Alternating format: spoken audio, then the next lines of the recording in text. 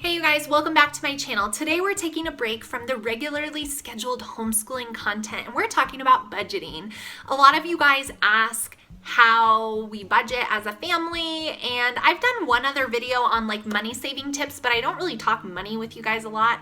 But I feel like moving or selling our home and then me sharing that we were completely debt free prompted a lot of you guys to ask me like, how do you budget? What do you do? And so I wanted to quickly share that information with you guys. I am not going to be giving you like our real personal numbers because this is the internet, but I will tell you how we do it. And I will also tell you that myself and my husband both didn't learn how to appropriately manage money before we were adults and trying to figure things out on our own. So a lot of what we have learned has been through hard struggles financially.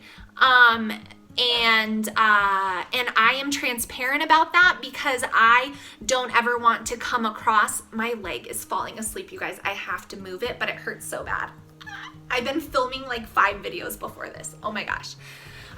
Sorry. Maybe I'll cut that out. Maybe I won't. I really have to move my leg. Okay, so we have been through hard times. We have been through the type of times where when we went to the grocery store, we had $129 to spend and we could not go over $1 more and we had kids. We bought a house and suffered the consequences of the major housing recession in 2008. We had, some medical, debts from having so many kids so close together. And so you guys, when I talk about finances, I have been very on, where it just felt so grim, like we are never going to be able to get out of that situation, whatever it may have been. And I think having a budget, obviously we had one then too, but you can have the best of budgets, but if you just don't have enough money to pay for the things you have to pay for, then it doesn't really matter how much you budget. It's not going to be feasible. So anyways, times have changed thanks to God's provision and us making some wise financial choices through, temporary times of sacrifice where we lived in a very small rental home with all 4 of our kids and had very inexpensive rent as a time to like recover. And we have done the things that people hate doing. We had 1 car for a while. We did those things so that we could make the future better. And so I just want to throw that out there before I give you like our budgeting advice, because I feel like sometimes when you watch like financial videos, you want somebody to be able to tell you like, do this and it will help your financial future, or just make a budget, tell your money where to go. And then people watch that and they're like, but I don't even have enough money to tell it where to go. So it's really not helpful. So anyways, my heart goes out to you if you're in that situation. This video is more just like how we keep control of our money now that we're not in such a dark financial period. All right, guys, so the first thing that we do is we set up all of our, so first, my husband is the primary financial guy. I do make money now here on YouTube, praise the Lord. 3 years later, I'm finally making a little bit of money. I did not make any money for like 2 years, so I'm not in this for the money, but I do make a little bit of money now, and it is a blessing, and I am very thankful for it. But when I talk about the budgeting, we don't use YouTube in our family budget, because why would we ever? YouTube can change its algorithm and there goes all that money. Bye-bye. So no matter if I had hundreds of thousands of subscribers, I would never put discretionary income into our financial budget. So keep that in mind. So our budget is done primarily, actually completely off of my husband's income. He is our primary money making man, and he has always been that way. And no, it was not easy. I worked part-time quite a few years ago when we really needed a little bit of help, but our desire and path for our family has always been for me to be home with the kids, and that won't be changing. That was even before they were homeschooled. I wanted to just be the ones to take them and pick them up from school and no aftercare and things like that. So anyways, he gets paid bi-weekly, so we set up our bills based on due dates. I do it the old-fashioned way. We have a list, and we have like group 1 and group 2. They're paid, you know, based off of due dates and the relativity to the payday. So we do go off of like the every dollar has a place type method, meaning we don't keep money in our checking account. So what we do is we write down all of our bills, and they are pretty much like the same every single month. They're recurring expenses. And then we know obviously how much my husband's paycheck is. And so then we deduct those out of the paycheck. The remainder of the check after the bills, then we have, and also I would like to mention within the bills is our giving. So I don't need to put that in the bottom.